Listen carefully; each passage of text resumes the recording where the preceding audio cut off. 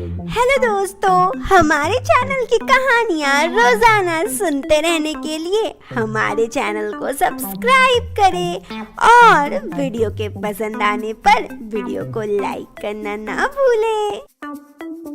रोज अपने पति के साथ हॉल में ही बैठी हुई थी, तभी जूतों की आवाज आती है। सामने देखकर रोज और उसके पति तो चौंक जाते हैं।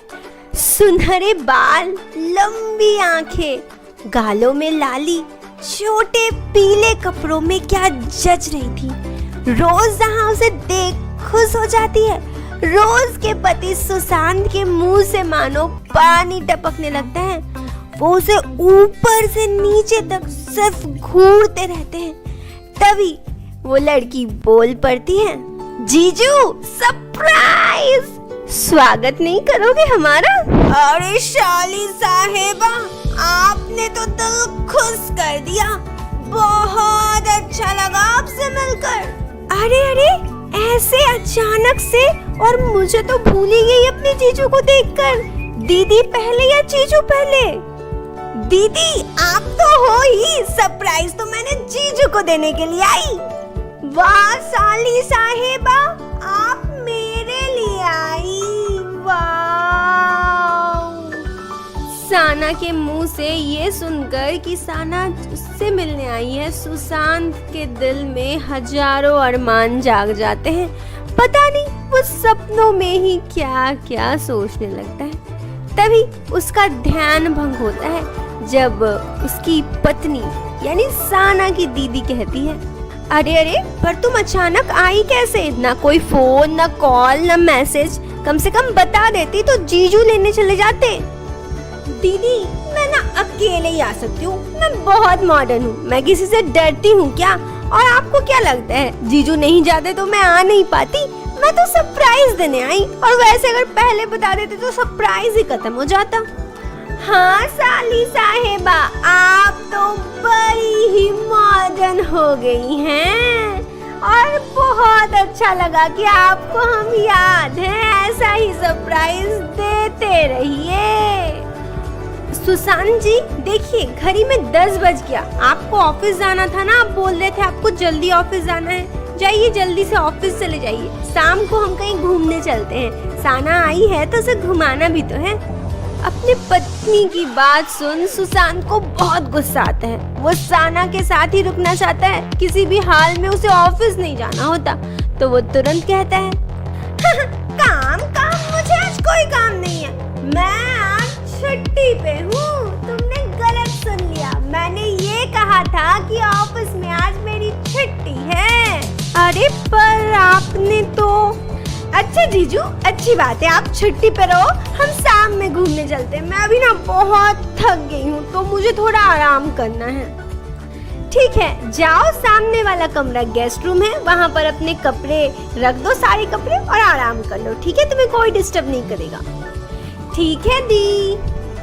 उसके बाद साना गेस्ट रूम चली जाती है, लेकिन सुशांत को चैन कहाँ है। वो आज ऑफिस तो गया नहीं, अब सिर्फ उसे साना को देखना होता है। इसीलिए वो भी थोड़ी देर वहाँ बैठने के बाद साना के कमरे की तरफ चल पड़ता है। और यहाँ रोजी बड़ी खुश होती है। उसकी बहन जो आई है इतने दूर से, इतने दिनों बाद, उसे अपने पति की नीयत बिल्कुल समझ में नहीं आती, क्योंकि वो बहुत ही शांत स्वभाव की है। गौरतलब है रोजी और सुशांत की शादी अभी से करीब 10 साल पहले हो चुकी है, लेकिन रोजी को आज तक कोई बच्चा नहीं हुआ। लेकिन इन सब के बावजूद रोजी अपने लाइफ में बहुत खुश है। साना कमरे में आकर थोड़ी रेस्ट कर रही होती है, क्योंकि वो बहुत थक गई होती है इस वजह से। लेकिन उसका जीजा सुशांत कमरे की दरवाजा से उसे झांक रहा होता है। उसकी आंखों में कुछ और ही चमक आती है और दिमाग कुछ और चलता है। उसी दिन शाम के वक्त, जीजू ऐसे क्या देख रहे हो? आपको साली साहेबा। मुझे? पर क्यों? आप इतनी खूबसूरत हो साली साहेबा कि नजर ही नहीं हटती आपसे। जीजू आप भी ना कुछ भी। अपनी बहन और अपनी पति की बात सुन रोजी को बुरा तो लगता है लेकिन वो उस वक्त कुछ नहीं कहती। और इधर दोनों जीजू साली आपस में बात करते हैं। अच्छा जीजू, कल आपको ऑफिस जाना है या फिर कल भी आपकी छुट्टी है? आप कहो तो आप ही के पास रुक जाऊं साली साहेबा।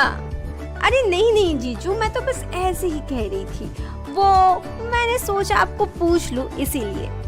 वैसे कल मुझे ऑफिस जाना है लेकिन आप कहोगी तो आपके लिए तो जान भी हाजिर है, तो ऑफिस क्या चीज है। अरे जीजू आप भी ना कुछ भी। देखिए उधर दीदी बेचारी अकेले बैठी है, आप उनसे भी बातें कर लो। क्या मुझसे बात कर रहे हो आप सिर्फ? अरे साना, दीदी से तो मैं हर रोज बात करता हूँ, आज आपसे बात कर लूं। वैसे अगर मैं दीदी से बात करूँ तो आप किससे बात करेंगी? अपनी बॉयफ्रेंड से क्या? अरे नहीं नहीं जीजू, ऐसे कैसे बॉयफ्रेंड, मैं सिंगल हूँ, मुझे बॉयफ्रेंड वगैरह में ना बिल्कुल इंटरेस्ट नहीं है। इसीलिए वो ना, मैंने सुना है कि आजकल के लड़के फट्टू होते हैं, शादी के नाम पे भाग जाते हैं, इसीलिए मैं ना बॉयफ्रेंड नहीं बनाती। तो मुझे बॉयफ्रेंड बना लीजिए साली साहेबा। देखिए मैंने आपकी दीदी से शादी भी की है, तो मैं फट्टू नहीं हूँ, मुझे बना लो बॉयफ्रेंड। अरे जीजू आप बिना कुछ भी। चलिए चलती है, घर भी जाना है, खाना भी बनाना है, दीदी भी अकेली बैठी है, चलिए। मैंने चलने कहाँ मना किया साली साहेबा, आप कहो तो मैं आपके साथ 7 समुंदर पार भी चल दूं। जीजू आप बिना कुछ भी। साना को लगता है कि उसके जीजाजी उससे बस मजाक कर रहे हैं, इसीलिए वो हर बात को मजाक में निकाल देती है और फिर वो तीनों घर जाने लगते हैं। लेकिन उसके जीजू रास्ते भर बस यही सोचते हैं कि साना को कैसे पटाया जाए, कैसे उससे बात आगे बढ़ाया जाए। ऐसे ही कुछ ही दिनों के बाद जब साना कमरे पे रेस्ट कर रही होती है और उसकी बहन दूसरे कमरे में होती है, मौका देखकर साना के जीजू साना के पास कमरे में आते हैं और कहते हैं, शाली साहेबा किनकी यादों में खोई हुई हैं? अरे जीजू किसकी यादों में खोऊंगी, बस थोड़ी सी रेस्ट कर रही थी, आप अचानक मेरे कमरे पे इस वक्त? हाँ साना, आज बहुत सोचकर मैं आपसे कुछ बात करने आया हूँ। हाँ जीजू बताइए ना, क्या बात करना है? इसके बाद साना के जीजू उसके पास आते हैं और कहते हैं, शाना जब से तुम यहाँ आई हो, तुम मेरे घर में तो रहती हो, पर मेरे लिए तुम मेरे घर में नहीं, मेरे दिल में रहती हो। I love you। मैं तुम्हें देखता रहता हूँ, फिर भी मन नहीं भरता जाना। पता नहीं कब से मुझे ऐसा हो गया है, लेकिन अब मैं तुम्हारे बिना नहीं रह पाऊंगा। I love you। ये सब बातें सुन साना मनमानो चौंक जाती है और कहती है, जीजू आप ये क्या कह रहे हैं? आपको समझ में नहीं आता? आपकी शादी मेरी दीदी से हुई है, मैं आपको बहुत मानती थी जीजू, और आप कुछ भी कहते थे, मुझे लगता था आप मजाक कर रहे हैं, लेकिन सच में आज आपने मेरा दिल तोड़ दिया। नहीं साना, दिल तोड़ा नहीं, तुम मेरी दिल तोड़ रही हो। मैं तुम्हें बहुत पसंद करता हूँ, मेरे प्यार को कबूल लो। जीजू आप इसी वक्त आप इस कमरे से जाइए, मैं आपसे बाद में बात करती हूँ। पहले मेरा जवाब दो साना, आई लव यू। जीजू पहले आप यहाँ से प्लीज जाइए, मैं आपसे बाद में बात करती हूँ, आप अभी जाइए। जीजू के चले जाने के बाद साना मानो शॉक्ड हो जाती है। वो सोचने लगती है, जीजू ऐसे निकलेंगे मैंने कभी नहीं सोचा था। अब मैं नहीं चाहती मेरे वजह से दीदी और जीजू का रिलेशन खराब हो, इन सब वजह से मेरी गलती है। ना ही मैं इस घर पे आती, ना ऐसा कुछ होता। डैम, मुझे इस घर से चले जाना चाहिए, मैं आज ही इस वक्त इस घर से चले जाऊंगी। फिर साना अपने दीदी के पास चली जाती है। रोजी अपने कमरे में आराम कर रही होती है, तभी इधर से साना उसके पास अपना बैग लेके पहुंचती है और उससे कहती है, दी बाय, मैं घर जा रही हूँ। क्या तुम अचानक घर जा रही हो? अभी इस वक्त क्या हुआ अचानक से? क्या होगा दी, बस मुझे कॉलेज से कुछ फोन आया था, जरूरी प्रोजेक्ट बनाना है, इसीलिए मुझे आज ही घर जाना होगा। अच्छा ठीक है, रुको रुको, तब मैं तुम्हारे जीजू को बोलती हूँ तुम्हें पहुँचा देने के लिए। अरे नहीं नहीं दी, आप जीजू को क्यों बोलोगी, वो बेकार परेशान होंगे। मैं अकेले आई थी ना, मैं अकेले चली जाऊंगी, ठीक है, आप टेंशन मत लो। पर शाना सुनो तो। ओके दी, बाय बाय बाय। इतना कहते हुए साना वहाँ से चली जाती है और शाना की बहन रोजी, जिसे इन सब बारे में कुछ भी पता नहीं है, वो सोचती है हे भगवान, क्या लड़की है, कब आती है कब जाती है क्या पता।